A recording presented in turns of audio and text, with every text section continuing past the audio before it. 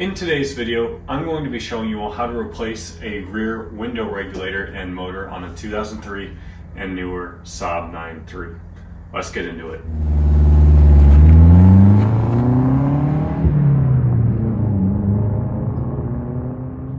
The easiest way to know if your window regulator is bad is if it sounds like this when you try to roll the window up or down.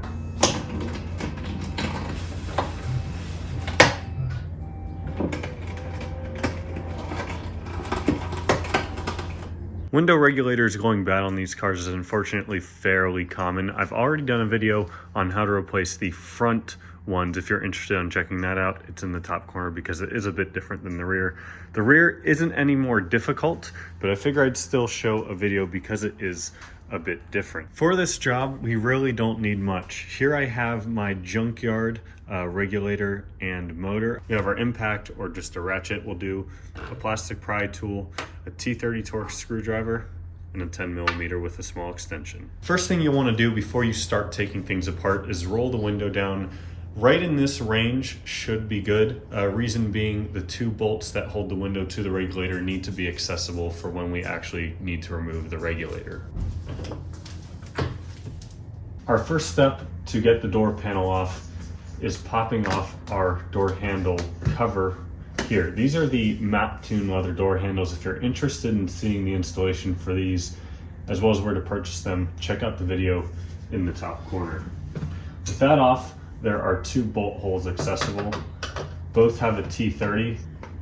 We next need to pop off all of the plastic clips that hold the door panel to the door around the outside. So I kind of just like to find a spot on the underside, stick my pry tool in gently, and just kind of start.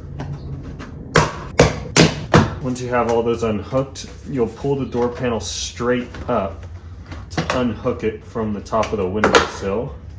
Next, we need to unhook the door handle, which is held on with two little plastic tabs right here.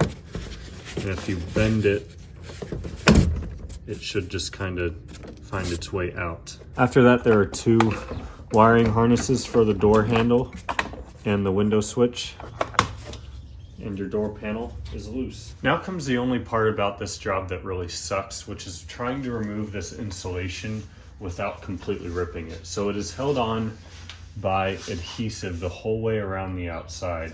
If you're very careful and focus all your pressure just on where the adhesive connects to the door, you can usually get it without ripping. But patience is important here.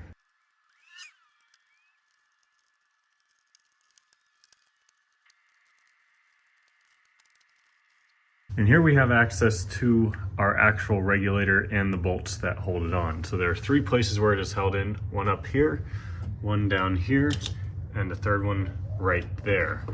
Problem I'm already seeing is I actually rolled down the window too far. You can see there's a sweet spot, kind of a 2-inch gap right there. So we need to raise the window a couple of inches. The last little item I almost forgot about is the connector right here for the motor. One other thing you might want to use is some duct tape to hold up your window. I pushed on the couple of studs down here to push that back and kind of out of the way. And you can just rotate it and the whole thing comes out. Upon closer inspection, I actually will need to use my old motor because if you look, this one has 6 pins. The new one only has 2. I'm guessing that's because I took this off of a linear, which probably doesn't have the automatic windows in the rear, whereas this one does. I'm guessing that's the reason for the extra pins. So let's swap the motor onto the new regulator now. Yep, that's our problem. Perfect. So I knew this regulator was bad before I even took the motor off because I could see up here it had come off the track at some point and this was all messed up and it was kind of starting to burn through the plastic here. And then obviously this dumpster fire. Let's put the old motor on. And as we say, install is the reverse of removal.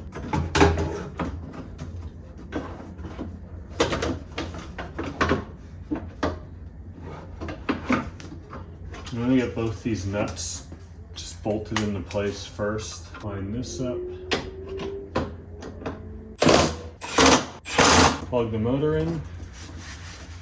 I can see the window is just a hair off. I will remove my duct tape and let it drop down into place.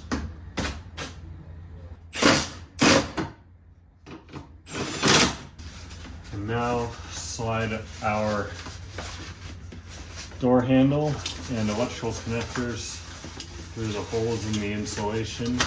And that insulation should just kind of push back together like so. Connect both electrical connectors. Door handle can be a little tricky. There's a little ring where this needs to feed into, and there is where these plastic hooks need to go into. So I always start by kind of coming in from above,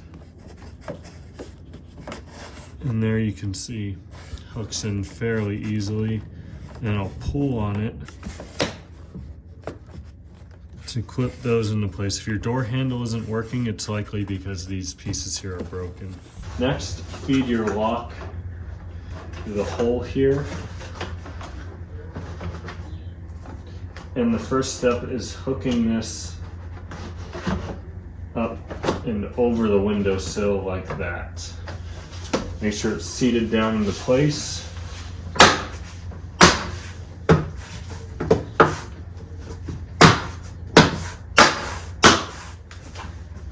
And just go around a couple times. Make sure those are all seated in. Super easy. Last step, or I should say second to last step, is putting our two T30s back in, followed by our door handle.